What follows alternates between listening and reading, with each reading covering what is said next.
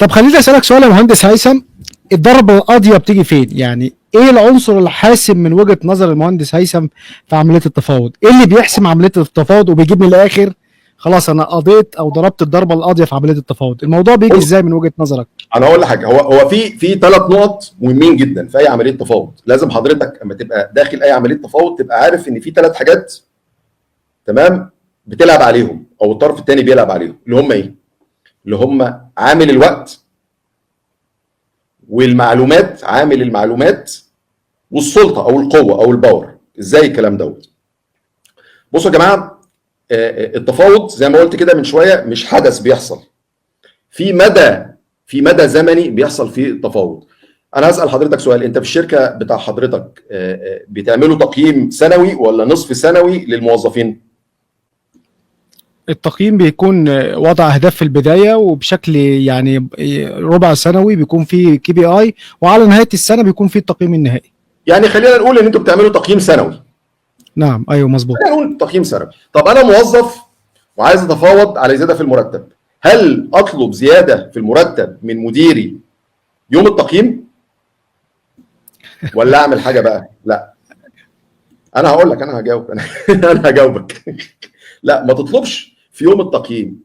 انت حضرتك تبتدي تطلب 6 شهور قبل التقييم. تمهد للموضوع. لازم تمهد، ده المدى الزمني اللي انت بتتفاوض بيه. صحيح تمام؟ صحيح. تبتدي تمهد، تقعد مع مديرك، انا ايه ادائي؟ ما تستناش لاخر السنه، انا ايه ادائي يا مديري العظيم؟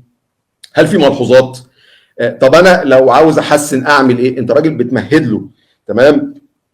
وتقول له طب لو انا عايز زياده في المرتب اعمل ايه؟ تنصحني بايه؟ لو انا عايز بوزيشن اعلى تنصحني بايه؟ اما حضرتك بتفتح الحوار دوت بتبتدي تمهد وتبتدي تبرمج دماغ مديرك. الراجل دوت بيحرق، عاوز زياده، تمام؟ فالمدى الزمني ده مهم جدا يا جماعه، مفيش حاجه بتحصل كده، تمام؟ اللي بيحصل كده اما حضرتك تبقى قاعد في البيت تطلب اكل من طلبات، تمام؟ الاكل بيجي لك بعد ربع ساعه، في ابلكيشن بيعمل كده، صح ولا غلط؟ صحيح صحيح. ده كده كويس. انما مفيش ابلكيشن حضرتك بتدوس يجي لك زياده في المرتب، ما اخترعوهوش، هو لحد لو اخترعوه قولوا لي يا جماعه، تمام؟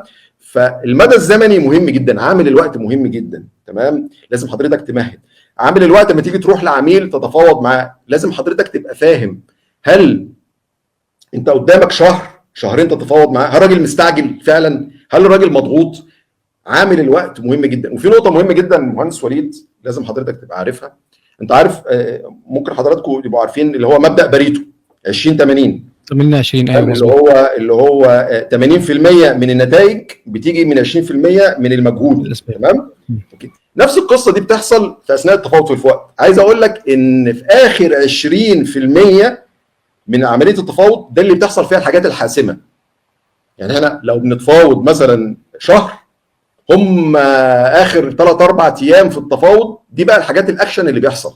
لازم حضرتك تبقى عارف ان اخر 20% الامتار الاخيره من الماتش، تمام؟ هي دي اللي بتحصل للحاجات. فعشان كده ايه، خلي بالك ما تديش تنازلات من بدري، تمام؟ اوعى تيجي تروح كده تسلم نفسك وتبتدي تخفض في السعر وتدي تنازلات للطرف الثاني. لا، لازم تصبر، يبقى في عندك صبر لانتظار اللحظه الحاسمه. عامل الوقت مهم جدا. لازم يكون عندك مثابره، ان اول كلمه لا مش اول كلمه لا، مش شرط تبقى مش اخر حاجه، صح؟ مش اخر حاجه، لا نكمل. طب دي لا يا باشمهندس ليه؟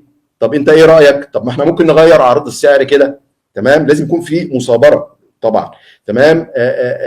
ولازم حضرتك تبقى عارف احنا دايما بنضغط، هي دي حاجه كويسه يعني، الديدلاين اللي هي المواعيد النهائيه، لازم ديدلاين نوصل لدي. خلي بالكم ب 90% ما بيبقاش فيه ديدلاين، ده هو حاجه وهميه يعني، هي نوع من اساليب الضغط. لازم حضرتك تبقى فاهم ان الديدلاين دي حاجه قابله للتغيير. اوعى تفترض ان انت عشان ما جاوبتوش في الميعاد ده الموضوع خلاص خسر منك. بس هو حد يقول لي ده المهندس هيثم قال ده، لا انا بقول في 90% من الحالات. تمام؟ عشان محدش يمسك عليا حاجه. اوكي؟ فلازم حضرتك عامل الوقت ده مهم جدا. ممكن يكون عامل ضغط، اوكي؟ ممكن انا بضغط عليك اقول لك انا جاي لك من الرياض للدمام، معلش احنا لازم نخلص في خلال ساعتين عشان انا عايز الحق الطياره. دي لعبه بنلعبها، خلي بالك، تمام؟ لا انا مضطر ان انا اروح، لازم نوصل دلوقتي، اوعى حد يضغطك، لازم تبقى فاهم القصه دي. فعامل الوقت مهم جدا. طيب العامل الثاني المعلومات. المعلومات قوه، باور. لو انت حضرتك راح تتفاوض ما عندكش معلومات يبقى انت موقفك سيء جدا يعني.